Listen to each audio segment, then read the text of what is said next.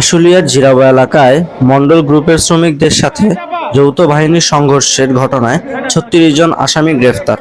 গতকাল ৩০ সেপ্টেম্বর সোমবার বেলা ২টা ৩০ মিনিটে সাভারের আশুলিয়ার জিরাবো এলাকায় বেতন বৃদ্ধির দাবিতে মণ্ডল গ্রুপের শ্রমিকদের সাথে যৌথ বাহিনীর সংঘর্ষের ঘটনা ঘটে।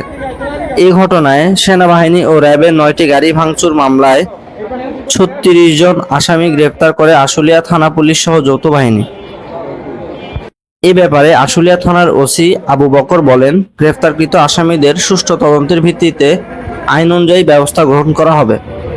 বিস্তারিত তথ্যচিত্র senior staff reporter Mohammad Asifuzzaman আসিফের প্রতিবেদনে।